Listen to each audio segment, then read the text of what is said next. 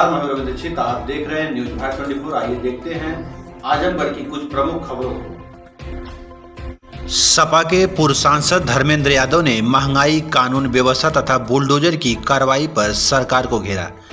आजमगढ़ में समाजवादी पार्टी के राष्ट्रीय महासचिव बलराम यादव के पत्नी के निधन के उपरांत आज 13वीं कार्यक्रम में उनके आवास सेनपुर में शोक संवेदना व्यक्त करने पहुंचे सपा के पूर्व सांसद धर्मेंद्र यादव महंगाई, कानून व्यवस्था तथा बुलडोजर की कार्रवाई पर सरकार को घेरा। जैसे ही बदायूं के पूर्व सांसद का काफिला सेनपुर पहुंचा, सैकड़ों की संख्या में मौजूद सपा समर्थक एवं कार्यकर्ताओं ने अपने नेता का एक झलक पाने के लिए बेताब हो उठे। पूर्व सांसद ने विधायक डॉक्टर संग्राम यादव की माता स्वर्गीय लल्ली देवी के चित्र पर पुष्प अर्पित कर उन्हें श्रद्धांजलि दी। तत्पश्चात उनके आवास पर काफी देर तक रुके। 13वीं कार्यक्रम में सभी राजनीतिक दलों के लोग पहुंचकर स्वर्गीय लल्ली देवी को श्रद्धांजलि अर्पित की। इस दौरान पार्टी के कई विधायक भी मौजूद रहे। आइए सुनाते हैं पूर्व सांसद धर्मेंद्र यादव ने क्या कुछ कहा है। हमारे वरिष्ठ संवाददाता प्रवीण मधेसिया की खास रिपोर्ट।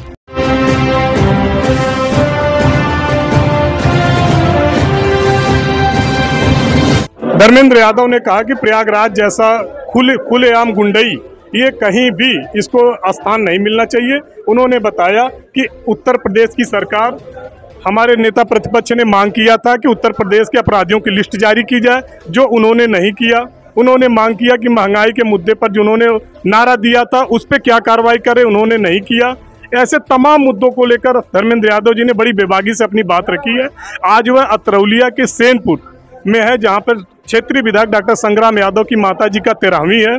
उनकी माताजी के मृत्यु पर वहां सम्मिलित होने आए थे धर्मेंद्र यादव जी। निकाय का चुनाव जो शहरी चुनाव है, इसमें समाजवादी पार्टी लोगों के बीच में कौन से मुद्दे लेकर? समाजवादी पार्टी मैंने कहा कि महंगाई है, बेरोजगारी है, और जब स्थानीय निकाय का चुनाव तो स्थानीय बहुत सारी समस्याएं अलग अलग स्थानों पर भी होंगी। उन तमाम समस्याओं को समाहित करके समाजवादी लोग जाएंगे जनता के बीच और जनता का आशीर्वाद मिलेगा। इस बात कानूनी कार्रवाई होनी चाहिए, लेकिन जिस तरीके से बुलडोजर की कार्रवाई की जा रही है कहीं से न्यायोचित नहीं है। निश्चित तौर पे कानूनी प्रक्रिया से जो भी दोषी हों, और न केवल प्रयागराज बल्कि हर घटना के लिए कानूनी प्रक्रिया के माध्यम से जो गलत है उन पर कार्रवाई होनी चाहिए। महंगाई के लिए ज़रा मुझसे पूछने की बजाय बीजेपी के लोगों को पूछिए और याद दिलाइए 2014 में उन्होंने क्या नारे दिए थे।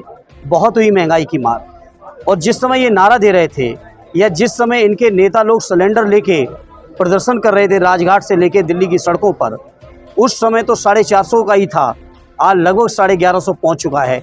आज इनका सिलेंडर वाले जो नेता लोग हैं वो कहाँ हैं?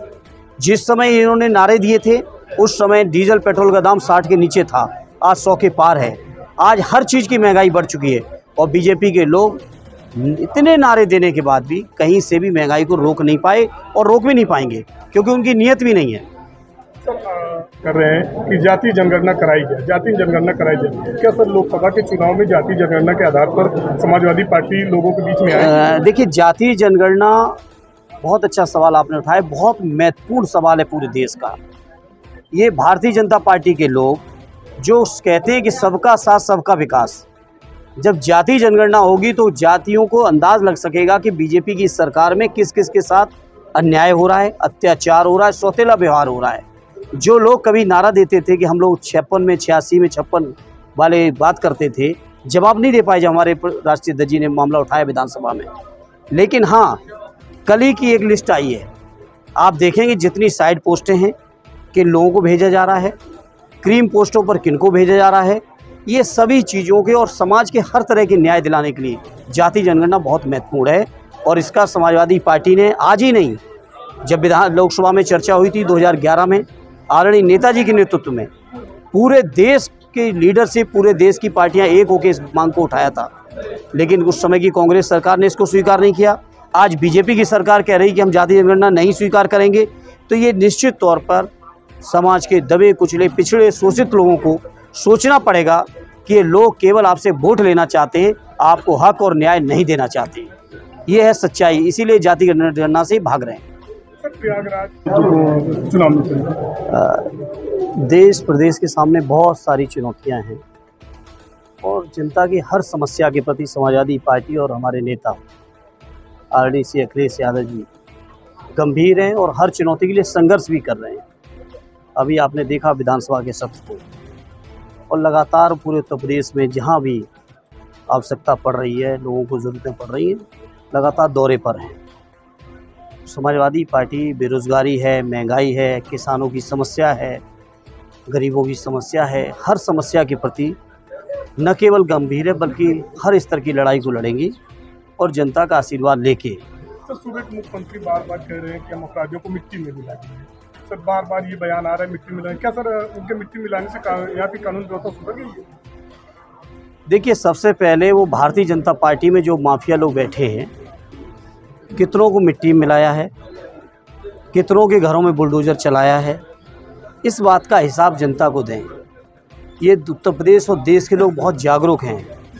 वो देख रहे हैं कि क्या किस भावना के तहत कानून तोड़ के, जहां न्यायालय की प्रक्रिया के बाद ही किसी को कोई सज़ा दी जा सकती है, वहाँ बिना किसी न्यायिक प्रक्रिया के जिस तरह से बुलडोजर चल रहे हैं उत्तर प्रदेश में, पूरा प्रदेश देख रहा है और जवाब देगा आने वाले समय में।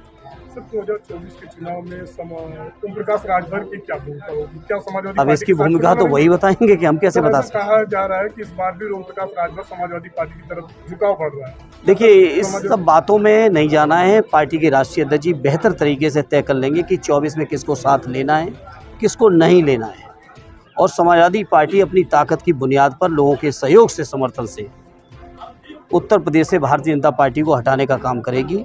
और उत्तर प्रदेश के बिना दिल्ली में बीजेपी बननी नहीं है, और रोकने में सबसे कोई महत्वपूर्ण भूमिका अदा करेगा तो ये हमारा उत्तर प्रदेश करेगा और उत्तर प्रदेश में समाजवादी पार्टी करेगी। सर, कहा जाता है कि आजमगढ़ आपका दूसरा घर है। सर, आप आजमगढ़ से चुनाव भी लड़ चुके हैं, फिर आप आजमगढ़ की जनता के बीच में आए हैं, इसलिए आजमगढ़ जनता के लिए आपका संदेश? देखिए, जहाँ तक आजमगढ़ का सवाल है, आजमगढ़ निश्चित तौर पर समाजवादियों को हमेशा ताकत देने वाला इलाका रहा है।